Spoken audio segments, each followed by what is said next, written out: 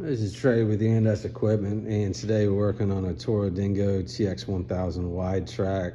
It's a classic model 22328 that has developed an incredibly small leak. As you can notice, all the hydraulic fluid all over the cardboard. It was very hard to tell what the problem was. No, I'm just kidding. There's hydraulic fluid everywhere. So we pulled the front cover and the top cover off.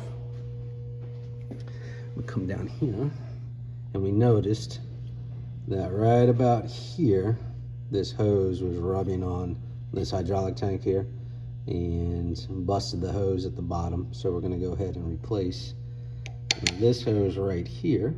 And this is the hose that goes up to the gear pump that works your hydraulic cylinders, lifts them and dumps them. So that one and this one towards the front seems to be fine, and this is the hydraulic hose that runs all your auxiliary attachments, all your hydraulic attachments. So I'm going to go ahead and remove that bad boy and replace it. We got the hydraulic arm or the hydraulic cylinders up and the locks on them so I can work under it safely. We're going to go ahead and remove this side panel right here to gain some access, because that hose goes up past this alternator. Actually, it's that right there, up past the alternator, and terminates right here in the bottom of this valve. So this is always a fun one to get to.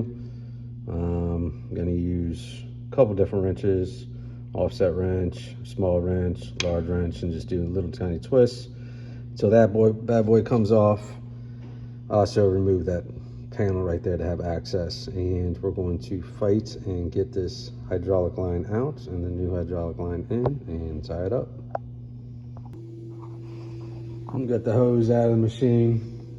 After everything's unplugged or unhooked up, I go ahead and take it out from the front of the machine here.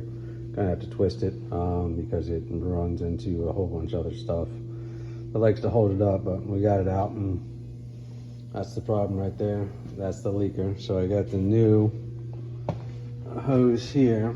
What I'm going to do is through this little hole right here, I'm going to feed the flat end down and underneath here where it was before, and then feed it and get it kind of close to where it hooks up to the gear pump. Then I'm going to take the area with the 45 and then feed it up here, and I'm going to start it on that port first. We start that one on that port first. And then once that one's started, go ahead and start it on the back here on the gear pump. And once they're both started, go ahead and lock it down, and we'll get ready to put the hose protection on it so it doesn't happen again. We got the hoses back on, both sides are hooked up, so we added a hose protector here, just so it doesn't rub through again.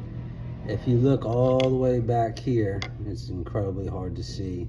There's going to be a piece of the red frame, and some of the hoses go, and if one of the hoses sits on that red frame, it's going to vibrate. So you have to look back there and make sure all the hoses are off that frame. If not, you got to add protection. Well, that one's going to leak. We added one more piece here. More protection there on the alternator. Of course, that's tied in up there. So we're going to go ahead and fill up the hydraulic fluid and turn the machine on, run it, drive around, lift up the arms, drop the arms, and then check the hydraulic fluid again, add as necessary, put everything back together, and you should be good.